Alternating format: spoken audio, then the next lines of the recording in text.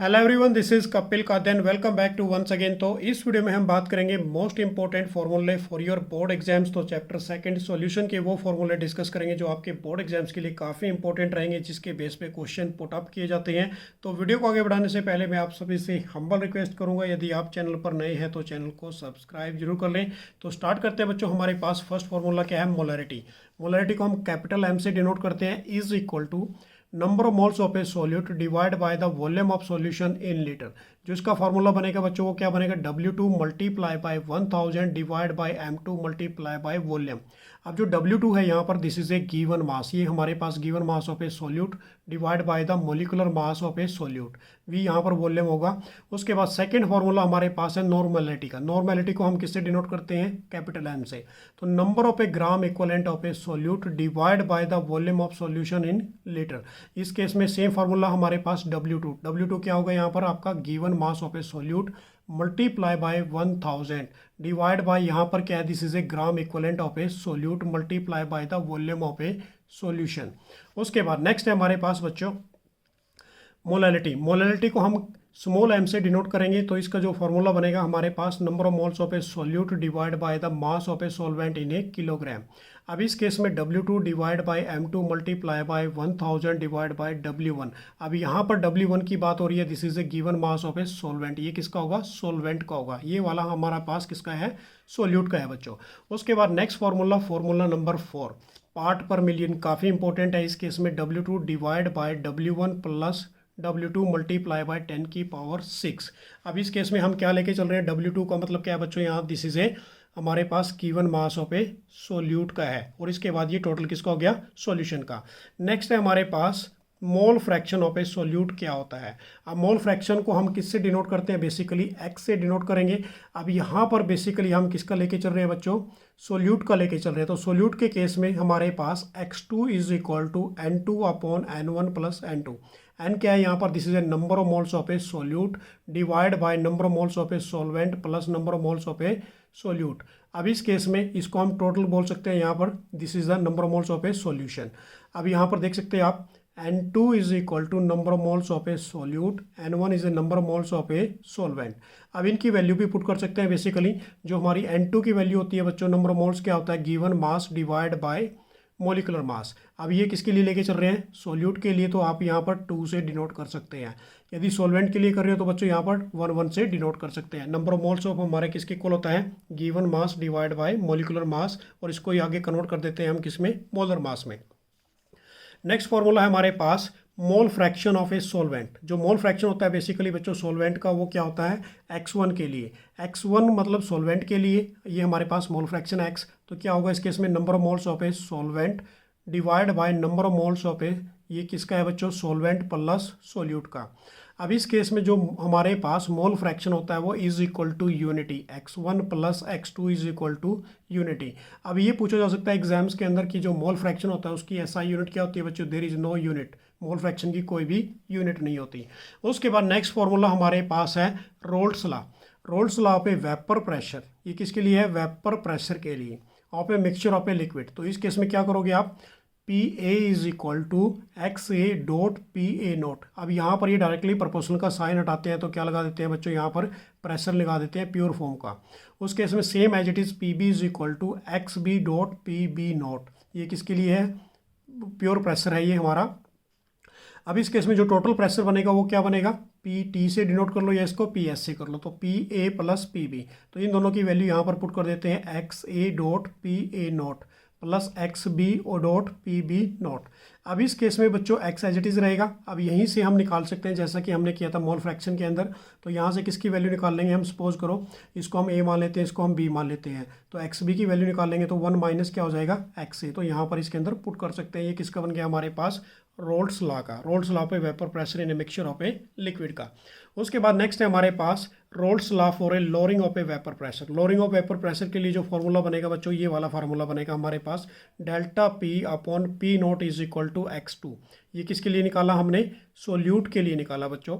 तो इस केस में हम डेल्टा P को खोल के लिख सकते हैं P nought minus PS upon P note is equal to N2 upon N1 plus N2। ये सोल्यूट के लिए निकाला तो क्या लेके चलेंगे ऊपर? N2 लेके चलेंगे। अब इस केस में जो हमारे पास पी नोट है बच्चों, पी नोट को हम क्या कहते हैं, vapour pressure of a solvent, और जो पी एस होगा हमारे पास vapour pressure of a solution का होगा। उस केस में अब यहाँ पर हम बेसिकली डाइल्यूशन सॉल्यूशन की यदि बात करें ना, तो delta P upon P nought is equal to क्या करोगे बच्चों, N2 अपॉन N1 हो जाएगा इस केस में। अब N2 की वैल्यू बेसिकली क्या होती है, W2 upon M2 multiply bye, अब इसकी वैल्यू पुट कर दीजिए यहाँ पर W1 अपॉन क्या होगी, M1। तो ये इसको हम यहाँ जैसे पुट करते हैं तो ये ऊपर चला जाएगा बच्चों। अब इस केस में यदि आपने निकालना है M2, अब M2 के केस में जो ये क्या है हमारे पास, मोलिकुलर मास निकाल रहे हैं हम किसका, सोल्यूट का। तो इस केस में जो फॉर्मूला बनेगा हमारा, इसको हम उधर ले जाते हैं, तो P note multiply by W2 multiply bye M1 divide by क्या कर दोगे, डेल्टा पी अपॉन W1। तो ये फार्मूला बन जाएगा M2 का। नेक्स्ट है हमारे पास जो कोलिगेटिव प्रॉपर्टी का फार्मूला बनता है बच्चों, वो बनता है डिप्रेशन इन फ्रीजिंग पॉइंट का। अब डिप्रेशन इन फ्रीजिंग पॉइंट के अंदर delta TF is equal to KF multiply by molality. अब ये मोलैलिटी की वैल्यू को पुट किया जो अभी हमने जस्ट ऊपर किया था, तो W2 upon M2 multiply by 1000 divide by W1।